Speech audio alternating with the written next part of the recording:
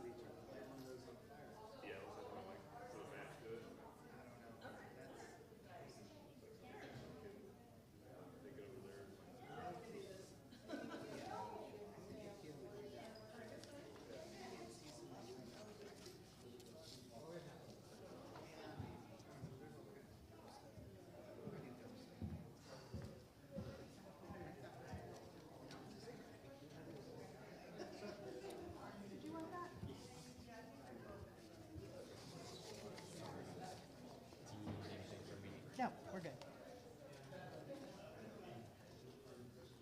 I'm so glad I get to be up here when they're singing. What is it? It's an honor. I will give you the warning and give myself, or the reminder, and give myself the reminder of when we know the choir's about to come out.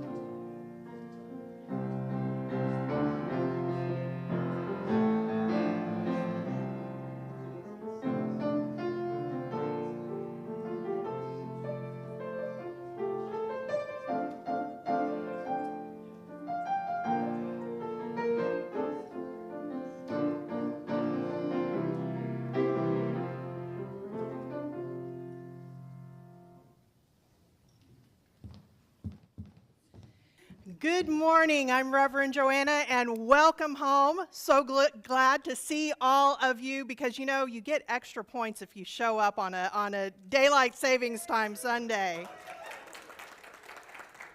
Donuts for all. Unitarian Universalism is unambiguously, unapologetically progressive. This church affirms the inherent worth and dignity of all people through our work with anti-racism, anti-oppression, supporting the LGBTQIA+ community, working for reproductive justice, voting rights, and other issues as needed. We seek to build beloved community, not only here, but also in our surrounding area. And we bring a spirit of joy to it all. It is so good to be together this morning. Would you please rise either in body or in spirit for our opening hymn, Down to the River to Pray.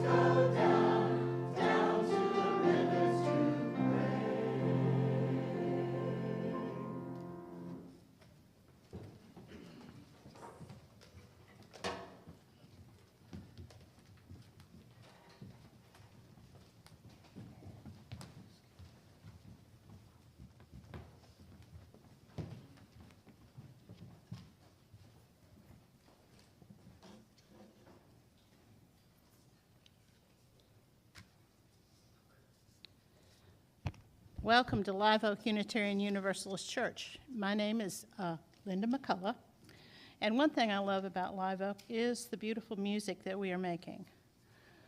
I'd like to welcome any guests we have today. If this is your first time here, please stop at the visitors table so we can meet you and answer any questions you might have. As part of our mission, we want to enhance the connections between each of us and also with the outside world. You can stay connected with everything happening at Live Oak through our weekly email newsletter, and there is a link on our homepage. During the worship service, no need to put your phone away. We encourage you to post on social media things you hear today, maybe even an invitation for a friend to join us next week.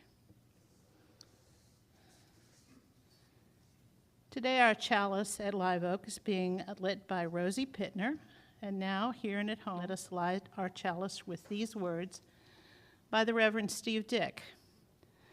The light of the sun does not lift the shadows that have fallen on humanity the world over. We relight our chalice flame to reignite a spirit of radical optimism, knowing it takes us all, living what matters, to dispel those who would divide us. All manner of things will be well if we make them well. May our free religious communities embody the right relationships our world so desperately needs. Now, if you would, if you're willing, let's have our affirmation. This is a congregation bound not by creed, but by covenant. May those in agreement affirm this covenant now. We affirm a caring community of and for all ages, seeking wisdom, doing service, and living with integrity. In our diversity, our covenant holds us in unity as we celebrate our shared spiritual journey. A special part of Unitarian Universalist Sunday services is our time of sharing joys and sorrows. I think of it as the time when we keep vigil for one another, when we give one another the gift of being present for those among us who have had some special milestone in their personal lives or some particular joy or sorrow that it's important for the congregation to know. And today, Audrey shares the sorrow. Her blood test came back with a high number for autoimmune antibodies. She's seen a rheumatologist to try and narrow down a diagnosis. I hope there will be clarity there. And Rosie shares that she gets to visit her dad for a week.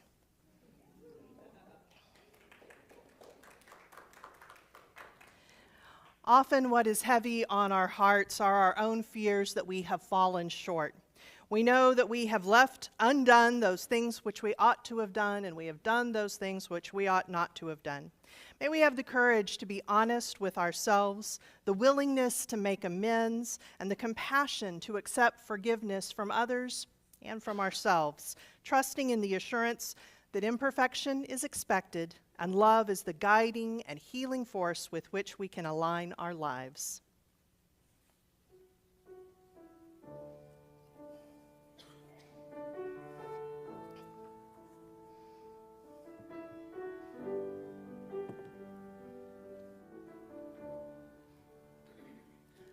Make us aware we are a sanctuary, each made holy and loved right through. With thanksgiving, we are a living sanctuary anew.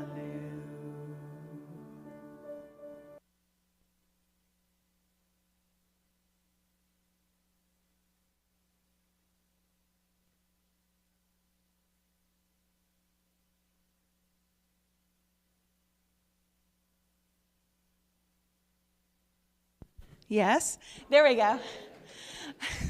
So do I need to repeat that? No, we're good. So we're going to be learning about a story from our Universalist tradition, our heritage, about a real person. So about 200 years ago, on the edge of the woods in New Hampshire, there was a cabin, and there was a little boy who lived there, and his name was Hosea Ballou. And Hosea was one of those kids who loved to ask questions. Anybody in here like to ask questions? Yeah. Do you ever wonder why or where or what, right? And that was Hosea. He always had questions. Hosea also liked to play. Do any of you like to play? Yeah, I see some hands. I should see everybody's hand. We should all play. It's a spiritual practice. So Hosea liked to play. And Hosea liked to play, let's say, on a rainy day, he'd do puzzles and things inside and word games. And if it was summer, he would jump in the spring in the creek. And in the winter, he would jump in snowdrifts. And in the fall, he would jump in, what do you think? Piles of leaves. And then there was spring, glorious, glorious spring where it rained and it rained and it rained. And what happens when you get a lot of rain in the spring? What do you think, Rosie?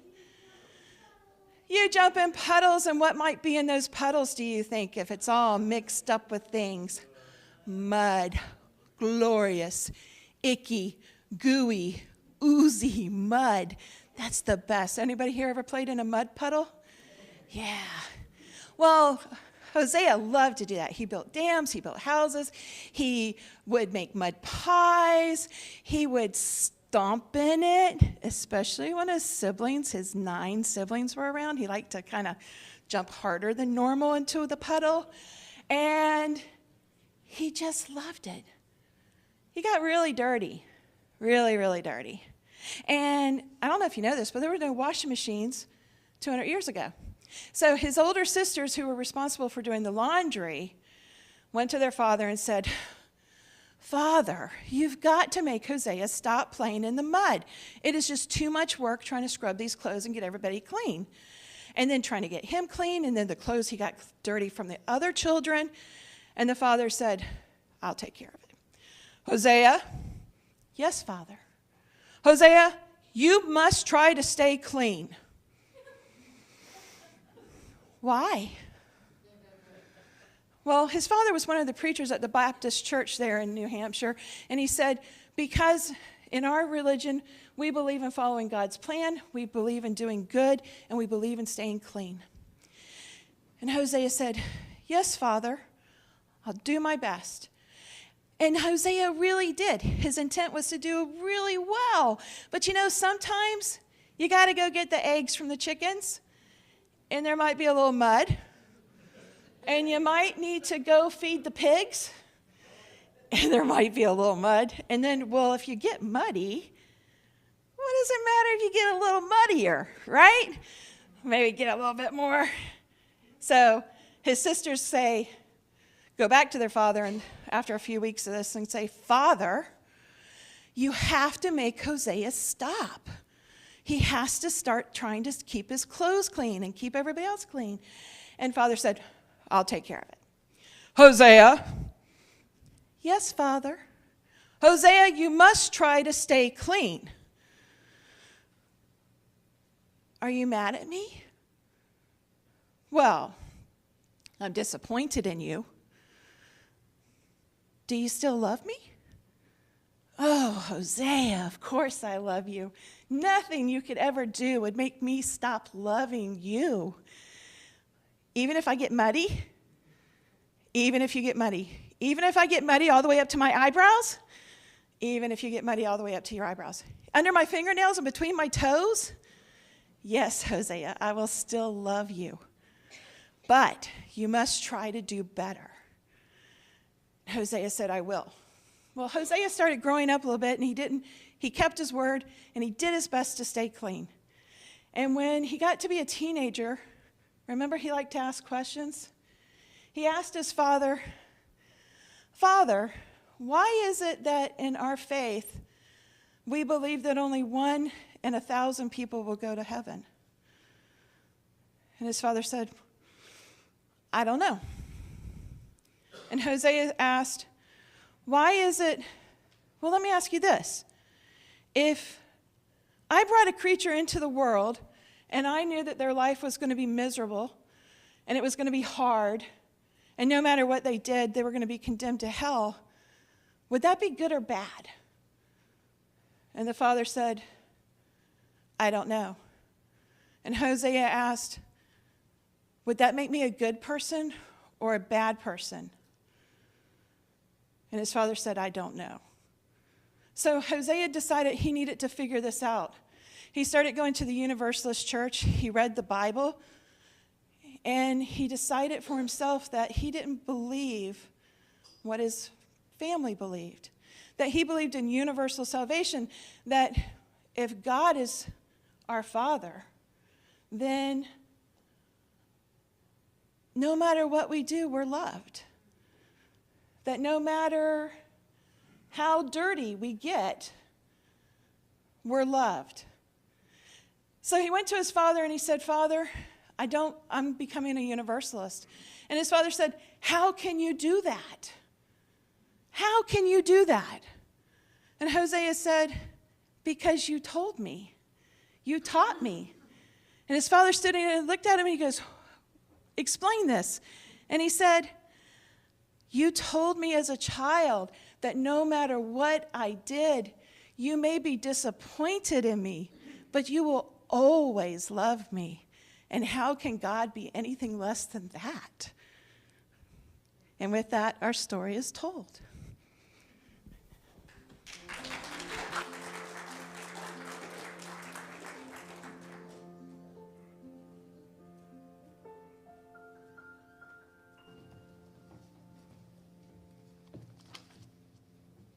And now would you please rise in body or spirit for hymn number 1031, Filled with Love, with Loving Kindness.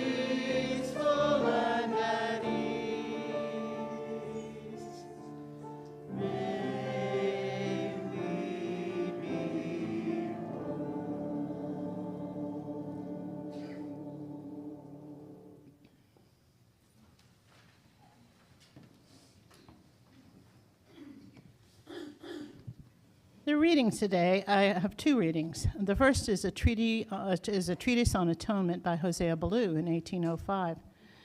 There is nothing in heaven above, nor in the earth beneath, that can do away with sin but love. We have reason to be eternally thankful that love is stronger than death, that many waters cannot quench it, nor the floods drown it. It hath power to remove the moral maladies of humankind. O love, thou great physician of souls, what work hast thou undertaken? The second one is from Universalism 101, an introduction for leaders of Unitarian Universalist congregations by Richard Trudeau. Hosea Ballou, leader of the Universalist denomination for the first half of the 19th century, was in his younger days a circuit rider, in quotes, spending long hours on horseback, traveling from town to town to preach the Universalist gospel. One day, he was riding with a Baptist circus rider who happened to be heading in the same direction, and the two passed the time in friendly theological debate. Can you imagine that? The Baptist was flabbergasted to learn that Universalists didn't believe in a God who would condemn people to eternal hellfire. Why, if I were a Universalist, the Baptist said, I could knock you over the head, ride off with your money and horse, and have nothing to worry about. If you were a Universalist, replied Ballou, the thought would never occur to you.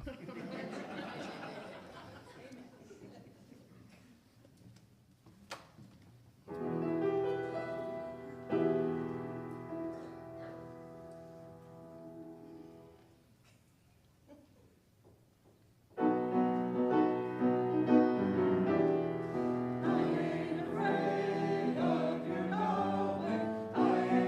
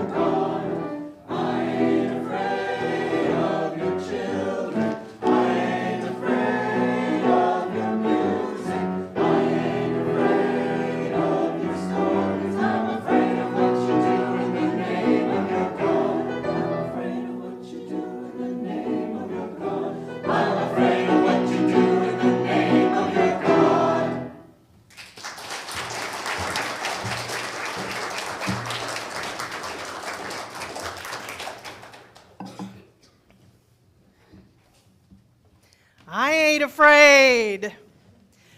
So, mysticism and miracles, a kidnapping, a pirate kidnapping, a man waking up in his own coffin, and the eternal, overwhelming assurance that all shall be well, and all shall be well, and all manner of things shall be well. Today we go into the history of Universalism. So let's get started. Just like with the Unitarians, this means we've got to go back to the very beginning of the Christian church. They didn't call it that back then. They called themselves followers of the way. And up until about the 4th century, a belief in universalism, in universal salvation or universal reconciliation, universal restoration, that was the dominant feeling of most of these early Christians.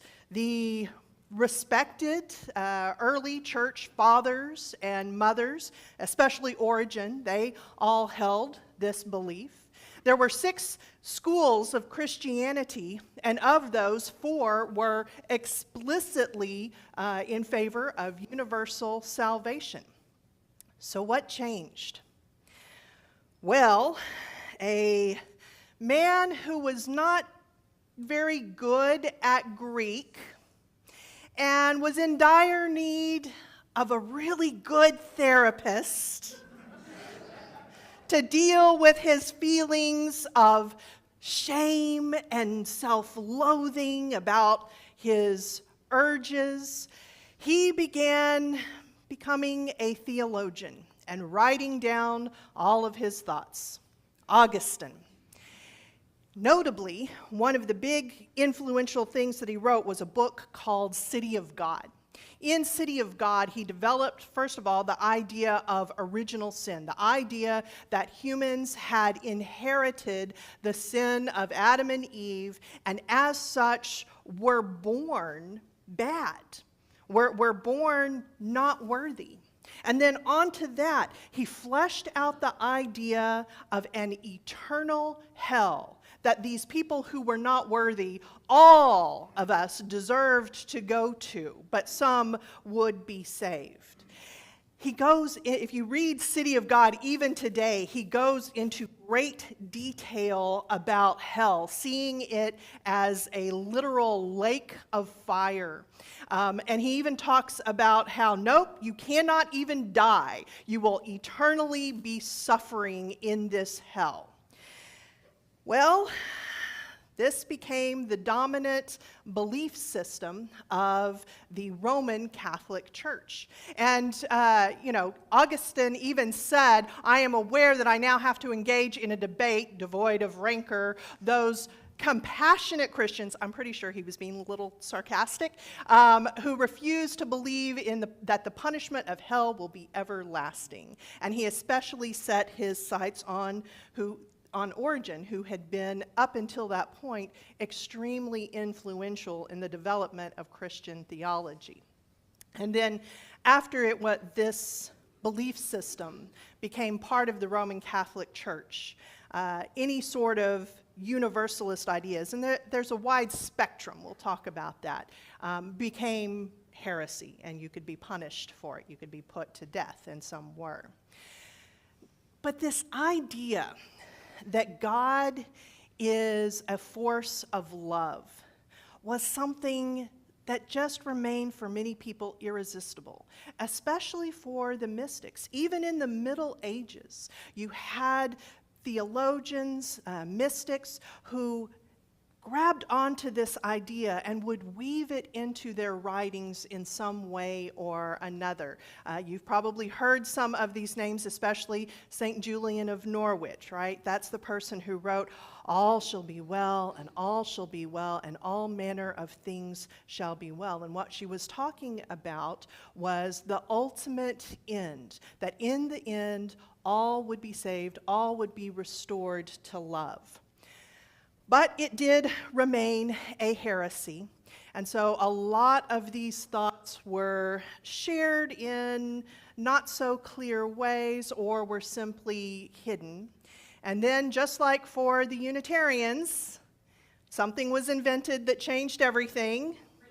The printing press, right. Now, those who were literate could read the scriptures for themselves, and they found that, yes, there was some mention of this thing, this hell that priests had been talking about, but there was also verse after verse after verse that seemed to speak about some sort of eventual reconciliation and restoration with God. And verse after verse that talked about the power of love and made it clear that whatever this force that people called God was, that it was a force of love. And especially a verse that so many modern-day universalists still love, even those of us who may not identify as Christian. There's something about this verse of, for I am persuaded that neither death, nor life, nor angels, nor principalities, nor powers, nor things present, nor things to come, nor height, nor depth, nor any other creature shall be able to separate us from the love of God. It seemed to be pretty clear to these Universalists during the Reformation that there was something to this whole idea of universal salvation. And so many of them did begin talking about it, and they developed followers, and some paid the ultimate price for what they were talking about, because this idea of universal salvation, of there not being an eternal punishment that everyone should fear, and everyone should work out, should live their lives according to that fear. People hearing a message that was counter to that, it was very irresistible. Many of these, and there were more than this, but many of these theologians were in Germany, many of them with the Anabaptist movements that were happening there. One, Jane Lead, was in England. It's hard to know, and I say this as someone who in seminary, I did a whole research project simply on universalism during the Reformation. It is really hard even today for scholars to know the extent of how many people held this belief in universal salvation. And there were two main reasons for that. One was, again, this was still considered a heresy. And so there was the fear of punishment, not in the hereafter, but right now. And that was fair. In fact, I remember reading one scholar who said it was very frustrating doing this research because he would come upon, these things where clearly there had been documents that were destroyed, and all that would be left was a cover page that said, "Burn after reading," because it was that dangerous to hold these views. But the other thing was this. There were people then, and probably still now, who believed, this idea of universal salvation, that aligned with their belief that God is love, an idea that in the Christian scriptures is very clear.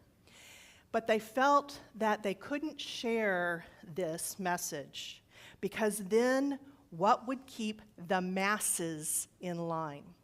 And that's the thing. When I look back at, why did Augustine, why did his writings become the rule of the day? Well, they were very convenient, especially for empire, right? Number one, to start with the idea that all people are basically guilty until proven innocent, but also a belief in eternal hell justified forced conversions, right?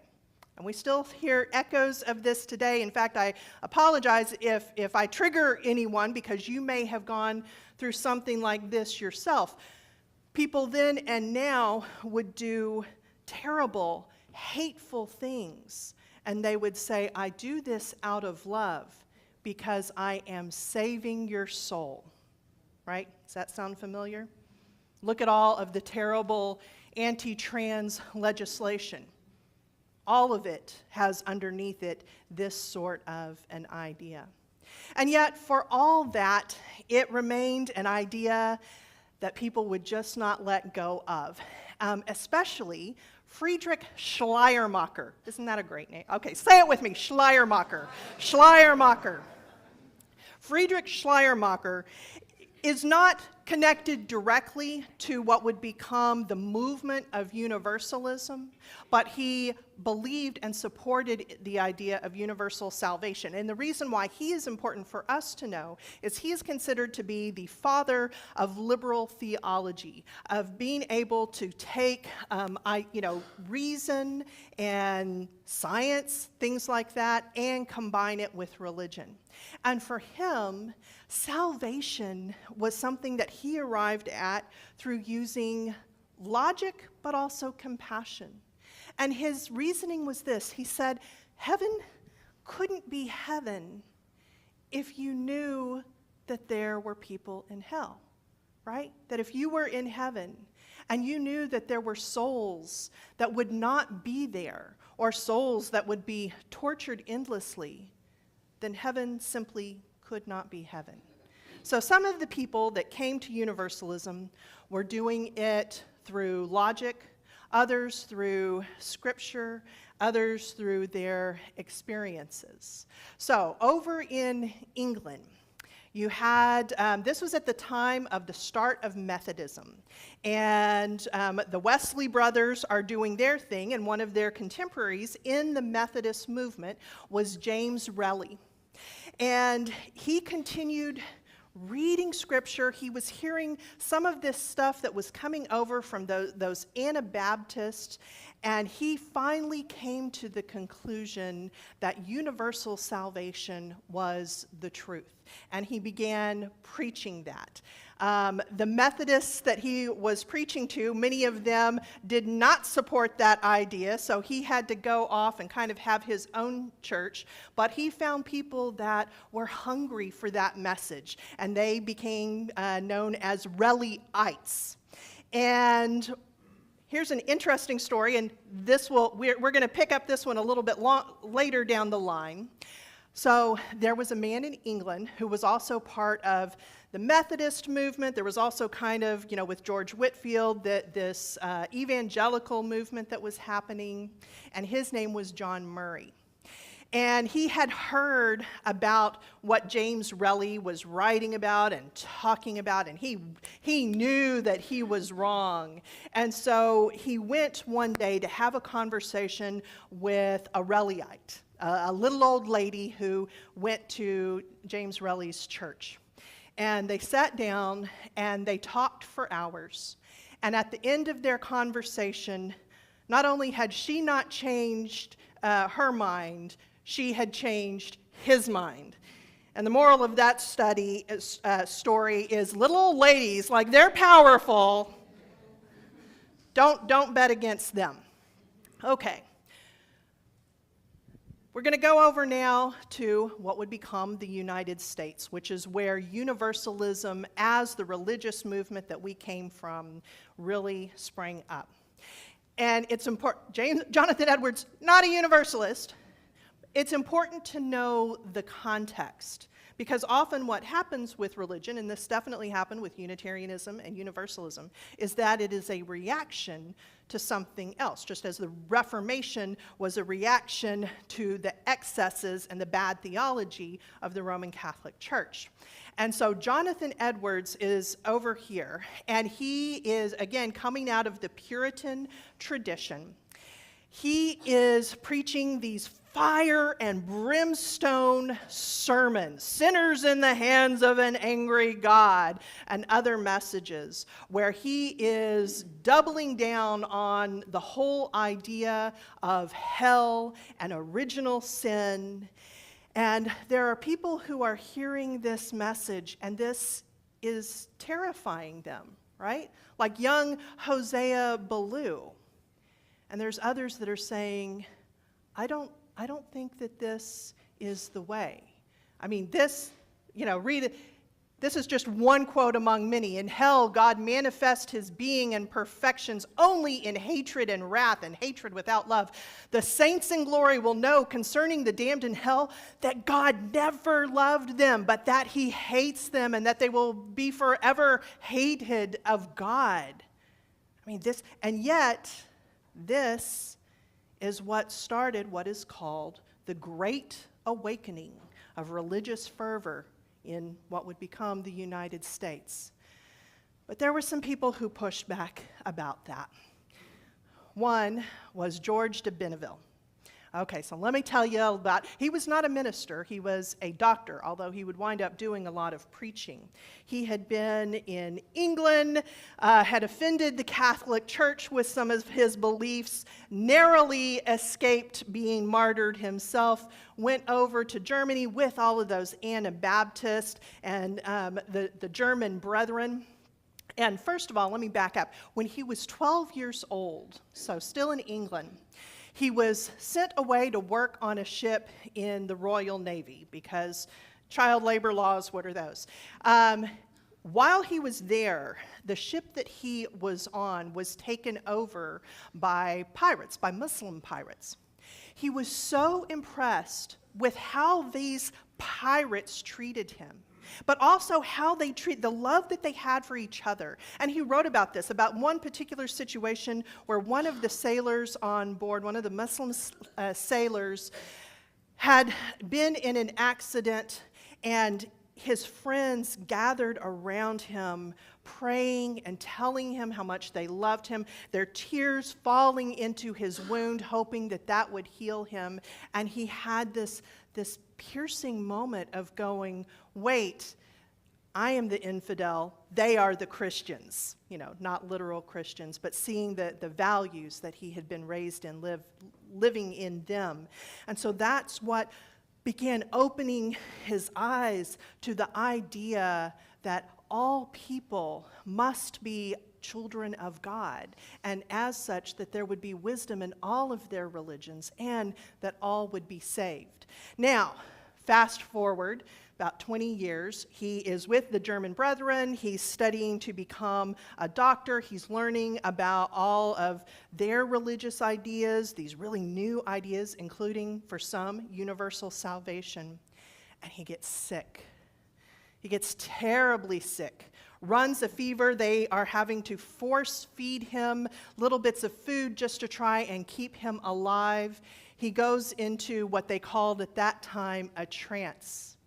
And he would talk about this later, about how he had this dream, or what we may call a near-death experience, where he died and he was met by angels, and he was assured that in the end, all people would be saved. He woke up, and it was 42 hours after he had been declared dead. He was in his own coffin, probably in someone's front room. He sat up, astounding all of the mourners who were there.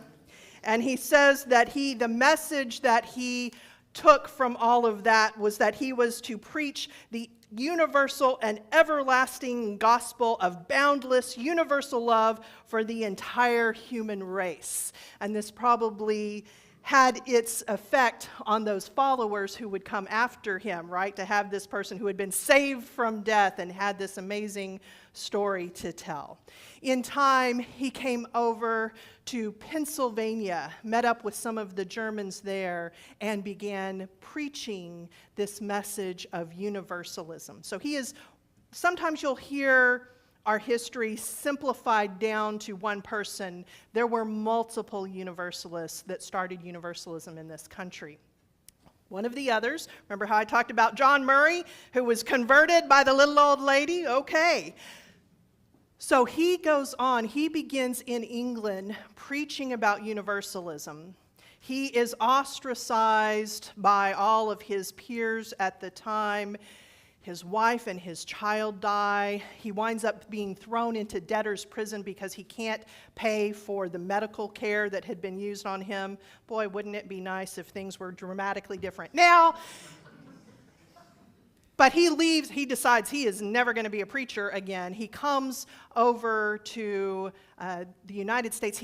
This is our one miracle story. He's on a ship, and the ship is headed towards New York.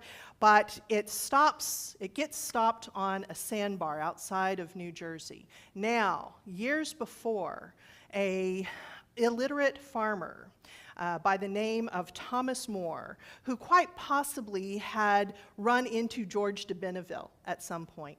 But More was a universalist in spirit, and he had built a chapel simply on the hopes that one day a universalist preacher would arrive. Build it and they will come. So you have Murray's ship that is on the sandbar right near Moore's farm. Moore comes down, talks to everyone, finds out about this former universalist preacher, says, I don't know, it's like a Tuesday or something. He says, would you please come this Sunday and preach in my chapel? And Murray says, nope, I am done with that. Moore continues. Finally, he persuades Murray. Murray says, what's the chances? He was like, okay, if my ship is still stuck, I'll preach for you. Guess what happens Sunday? The ship is still stuck. He goes and he preaches a universalist sermon. He is reminded of this passion in his life. According to legend, as soon as he is done with the sermon, the winds come up. He is able to get back onto his ship and go on, and he then becomes a universalist minister, planting several churches throughout New York and especially going back to New Jersey. The other one that you want, again, there were many Universalists at the time, but thinking of the ones that really kind of deserve the title of fathers of Universalism in this country, was Elhanan Winchester.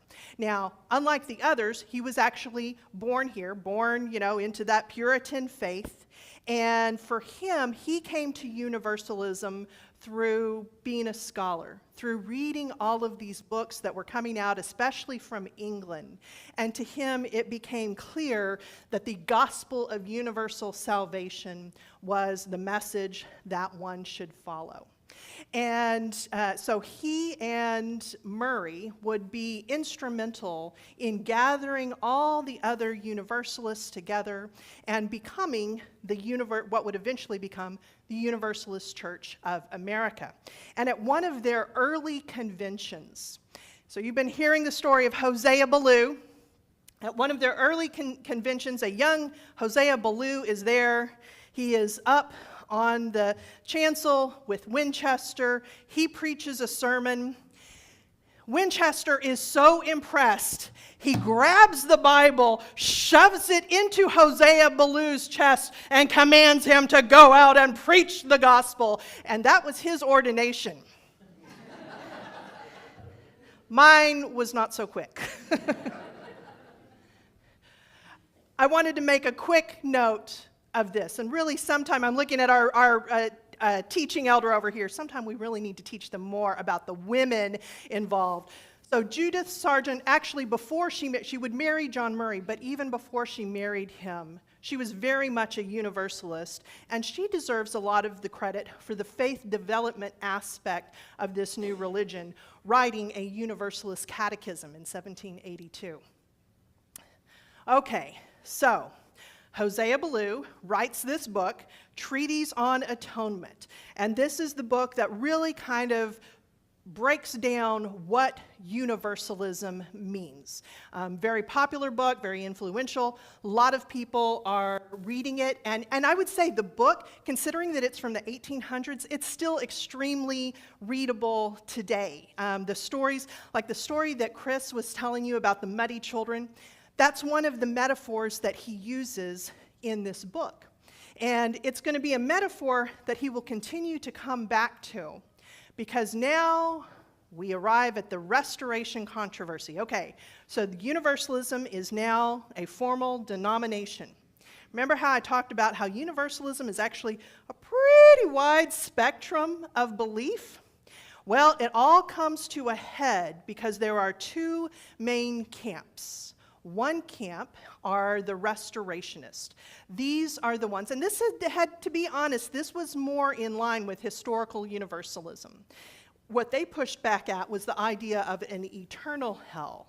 They saw the evil around them, just as we do today, and they said that surely there must be some period of getting better, some period of punishment and justice before all souls would go to heaven.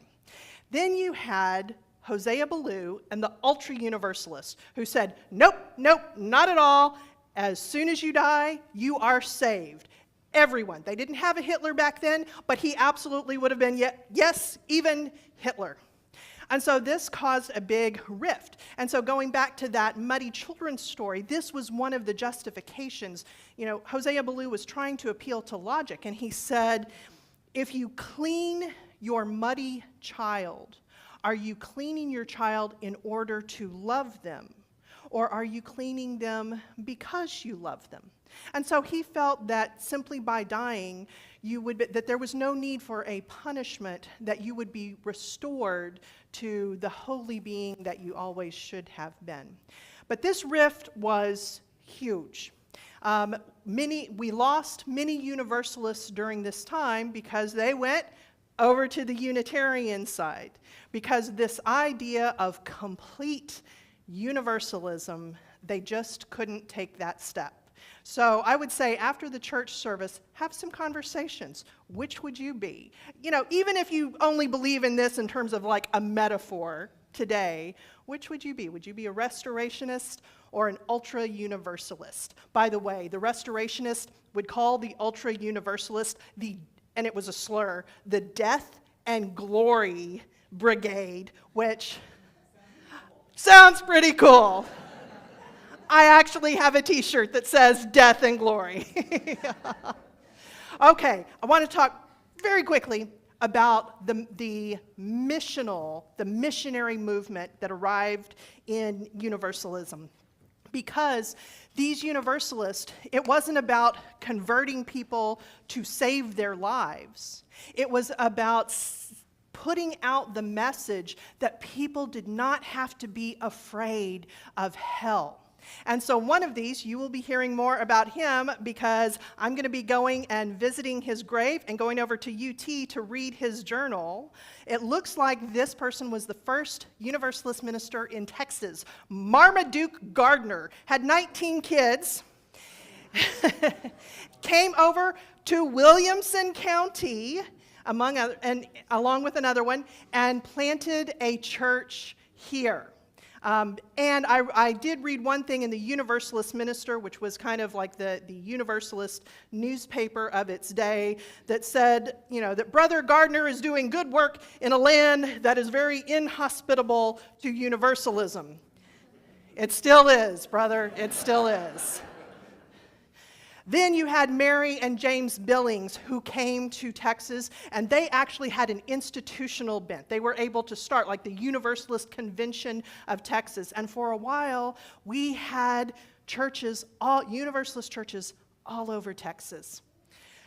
We sent a mission to Japan, and it was because other Calvinist missionaries had gone there, and we were hearing back about all of the people in Japan that were getting this message of fear and of hell and judgment. And so we said, well, we need to counter that, and sent some missionaries to Japan, and I believe there are still a couple of churches left there.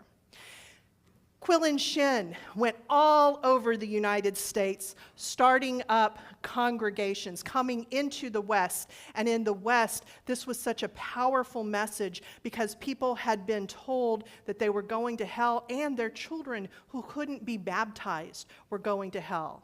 And so this was a very welcome message. And then we could spend a whole sermon series on him, Joseph Jordan. Joseph Jordan was the first black Universalist minister. And he set up a congregation in Norfolk, set up some free schools, and it is impressive what he did, and I think that it is an indictment on us as a religious movement that we did not put more support and more resources his way. As you hear, though, these missionaries were intent not on saving souls, but in trying to make life better in some way. And where that really got defined was in 1914. Clarence Russell Skinner, who by the time he wrote this book was a seminary professor at Tufts, wrote the book Social Implications of Universalism. And this is where he was very interested in what people were talking about at that time, the social gospel. And he said, well, that should be our whole religion, that we have moved on past the early conversations we were having about salvation. He said, Universalism has not abolished the idea of hell, it has humanized and socialized it, right? The hells we see right here in our own lives. It has established human misery as the direct consequences of human action. A person must not only work out his own salvation, he must work out the salvation of the world. And so this is where you really see this turning of universalism, of saying it's not just what we believe, it's how we live this out. As a professor at Tufts, he would go on to influence the Humiliati, who I have talked about before, a group of Universalist seminary students who wanted to stay connected, and they wanted to change Universalism from being about universal salvation to being about a universal religion that looked for the wisdom and the values that they could find in all the world's religions. They were a little naive, but they were also a product of their time. They hoped, see, that's the symbol they came up with the cross offset to say this is not the center of our religion, it is our heritage. And they held the idea that maybe there would be people of other religions that would put their own symbol in that, and that they would all be Universalist. Okay, Sunday after next, we move on to merger.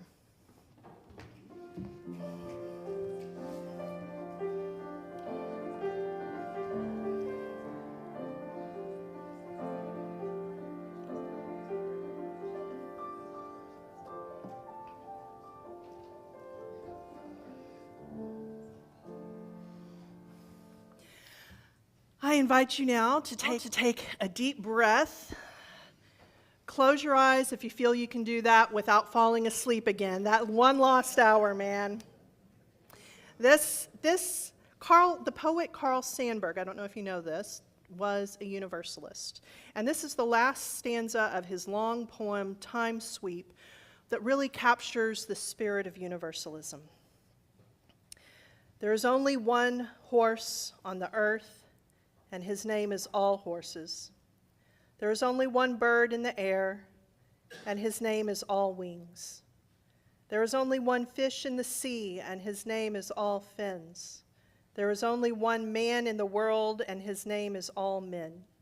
There is only one woman in the world, and her name is all women. There is only one child in the world, and the child's name is all children. There is only one maker in the world, and the children cover the earth, and they are named all God's children. And I would add, there is one non-binary person in the world, and their name is all. Let us hold that for a moment in stillness.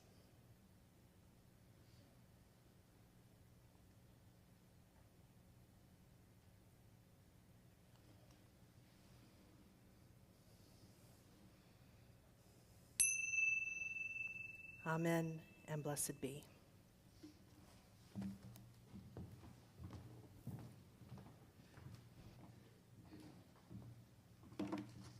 I have one question for you, Reverend Joanna.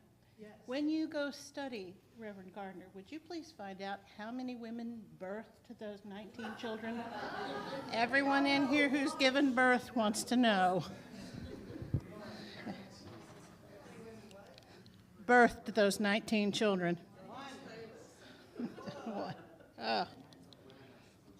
Yeah, we are strong.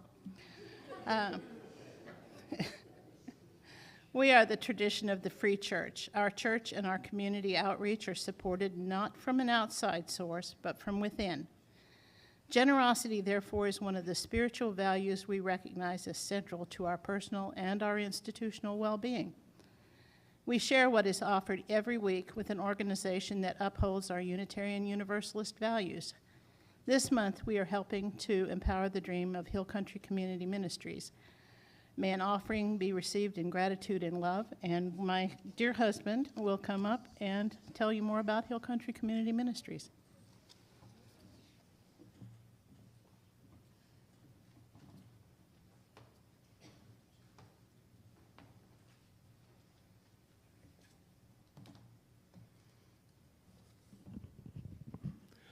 Hill Country Community Ministries is a non-denominational charity. They provide a food pantry, a clothing resale shop in Leander. To give you an idea of their performance, I guess, they served 10,000 families last year, 33,000 people with no strings attached food. That is, there's no religious requirement, there's no legal requirements. You say you need food, they give it to you. Amounting to some 225 tons of food in 1 year. They're committed to eliminating food insecurity. And I have to say, I work with these people. I'm a volunteer with them, picking up food donations at grocery stores and taking them to the pantry. These are good-hearted folks. In spite of different religious beliefs, they're great to work with.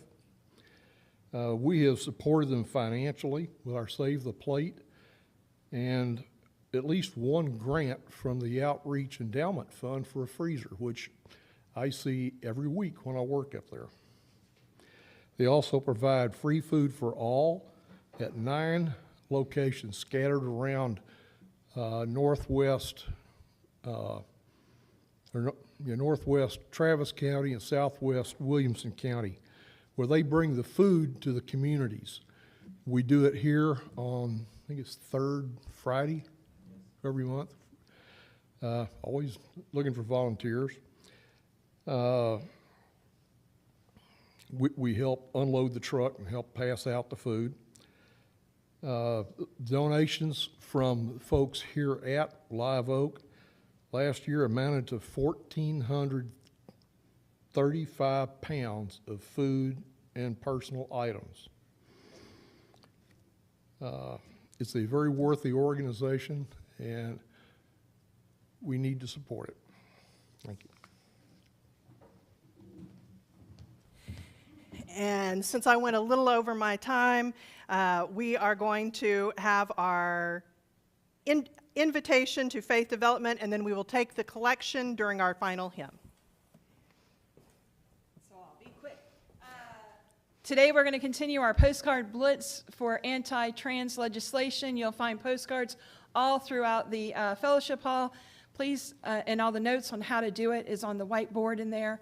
We have, the teens will be in the library with Carl, the kids will be on the playground with Audrey and myself, and we have Seeing White in room 105. Thank you. And now, please rise as you are willing and able for our closing hymn. Come and go with me. Pull out your wallet because we're going to try and do the offering at the same time.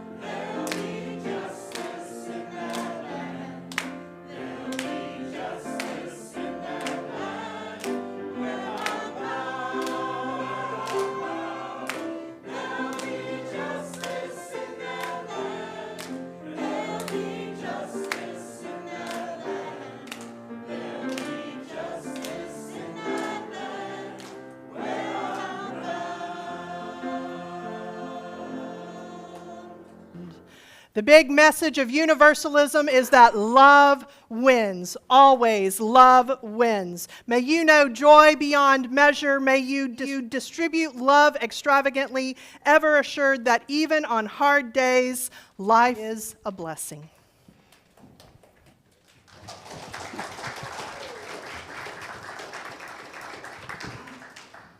For our chalice extinguishing, let us say these words to each other. We extinguish this chalice flame, daring to carry forward the vision of this free faith, that freedom, reason, and justice will one day prevail in this nation and across the earth. And now as we depart, we extend and receive the gift of hospitality by taking the first 5 minutes to talk to someone whom we don't yet know well. May we all know the blessings of friendship and community.